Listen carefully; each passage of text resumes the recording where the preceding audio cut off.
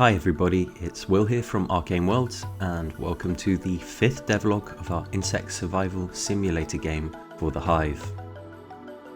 Initially our goal was to make one devlog a month. This time we've taken longer than usual because we've made some major changes and it took us quite a while to have any visible results.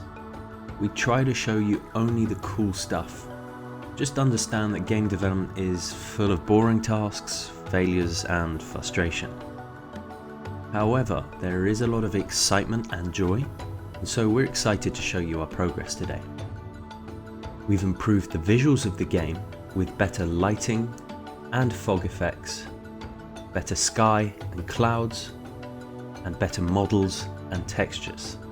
You're going to see some of our old low poly models in this video. That's because we're still using some of them as a placeholder, but rest assured they'll be replaced with more polished models soon. We've also been working on some very cool gameplay systems. We'll be talking about stamina, leveling, experience, energy, sleeping, and more exciting stuff. Many of our fans have been asking us to talk more about the specifics, so today we're going to do just that. In this devlog and future ones, we're going to dive deeper into the mechanics of the game and how things work, so you can be better informed and more involved with us on our game dev journey. By the way, we're very active on Discord, so if you want to interact with us, give us your suggestions or ask questions, just click the link in the description below. We'd love to see you there. It all started with the ant. When we made the ant model, we wanted to see how a more realistic look would feel, and we loved it. It looks cool, and it's the perfect style for the game. Low poly games also look great. We really love them, and that's what we wanted to do initially, but we realised that the visual style was not going to allow us to express the full extent of our creative ideas, so we've changed it. Since the game takes place in nature, we wanted lighting and the overall visuals to look and feel less artificial and more natural, which means smoother lighting, reflections and shadows. We've improved the rendering engine, so now you can see some more beautiful beams of light shining through the leaves in the morning. The environment fog will vary throughout the day thanks to our new volumetric fog effect. Nighttime is particularly beautiful now, with distant shapes fading in the bluish background, light beams from the moon and the Milky Way galaxy in all its glory. As we said in a previous devlog, we want you to be able to play during the nighttime as well. That hasn't changed. Your surroundings will be bright enough to see, but of course not as bright as during the daytime.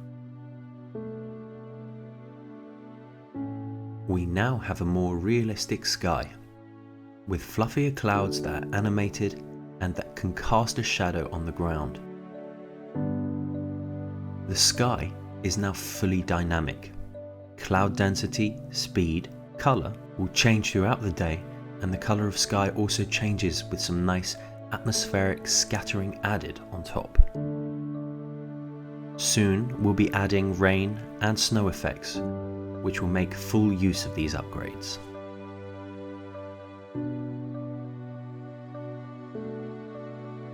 The UI got a fresh coat of paint. We believe this compact design is better at displaying relevant information such as your health, without being too intrusive. At the top, you'll have your experience bar in yellow, your level, your health, and stamina bars. At the bottom, you have your needs, food, water, and energy.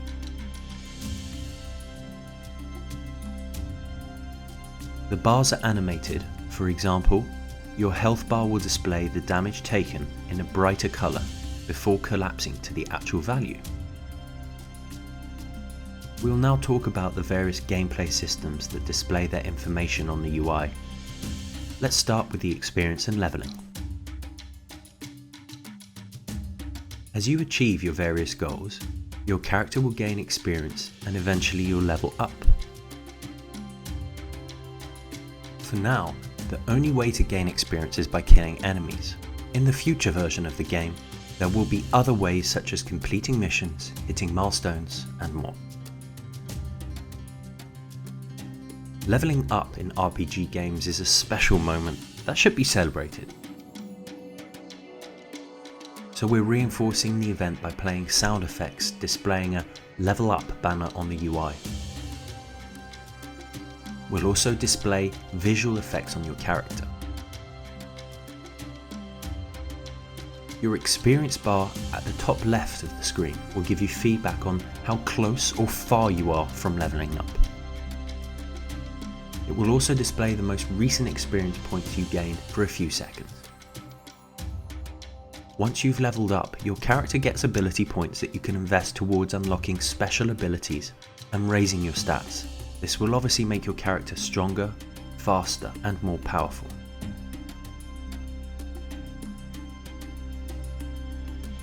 Trying to catch an aphid that's running away? This used to be very hard to do. Now the poor aphid will get tired and slow down, because we're introducing stamina. Every time you perform an action such as attacking, sprinting, or flying fast, a portion of your stamina bar is consumed. This means that you can't spam the attack button and you won't be able to bunny hop around or sprint for hours on end. Stamina makes combat more tactical. Since you and all NPCs you encounter have a stamina bar, you can use that to your advantage, and your enemy can do so as well. Stamina will replenish over time, so all you have to do is stop attacking and try walking at regular speeds, then your stamina will start to refill.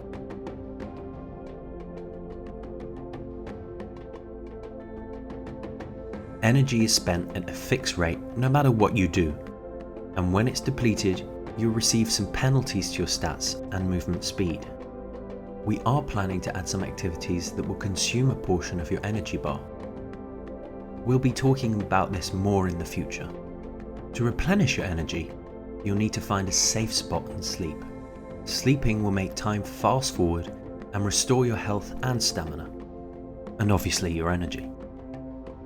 While asleep, the camera will look at the sky as time fast forwards. You'll see the environment quickly changing from day to night and vice versa. We plan on expanding the sleeping mechanic even more by having food and water being consumed, and having a small chance of being ambushed if you sleep in dangerous areas.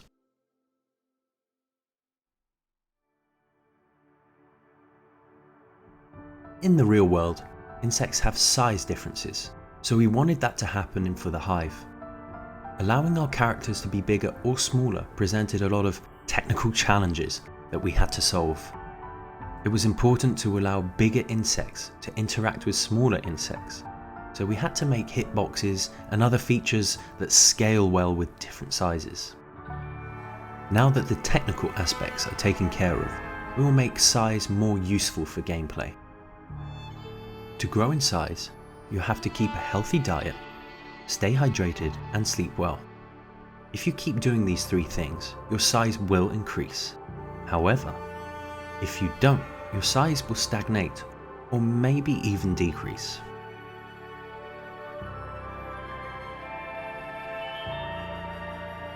We've really improved our camera system by having many cameras that behave in unique ways depending on the situation. We've added an optional camera lock-on system to allow the player to easily keep track of enemies during combat. The camera will automatically look at the closest target, which will allow you to see the enemy's health and stamina bars.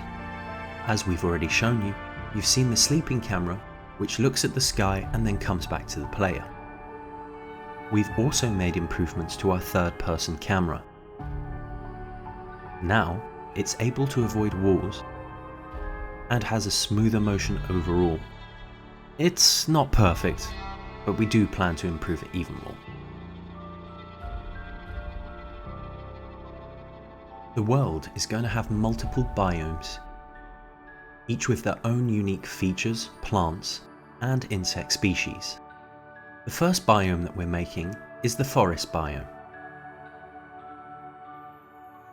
To add more variety to the world, we're also going to have a desert biome, a tundra biome, and a jungle biome. This will give you a great mix of different environments to play in. We're also going to make a birch forest biome, like the ones commonly found on the Pacific Northwest region of the United States. We've started by making an oak tree as the first model in our forest. Making these models has been a challenge since they're obviously going to be very big, therefore they need to be quite detailed up close. We want the tree to be fun to climb above all, as is the case for all objects in the environment. So, we've been testing various shapes and sizes and tweaking the collision boxes to make climbing a smooth experience. In the future, trees will be teeming with life, from beehives to termite colonies. You can spend a lot of time exploring just a single tree. So for all those reasons, we wanted to give them special attention. Moving forward, we're going to be spending more time on the models of plants, mushrooms, rocks, and various environment elements to make the forest feel as real as possible. We've also been working hard on adding new exciting content onto our website. We've now added the new Encyclopaedia, Biomes, and Botanicum pages. There, you'll be finding more information about the different species, biomes, and obviously plants that can be found in For The Hive. Feel free to check that out at any time. Well, we're starting to get into the juicy parts of our development journey. You guys have been really awesome interacting with us on social media and giving your input and cheering us up along the way. Make sure to never miss an update by subscribing to our channel and hitting the notification bell. Well, that's it for devlog number 5. I hope you've enjoyed watching as much as we've enjoyed making it, and we're excited to see you in our next devlog. Thank you so much for watching, and see you soon.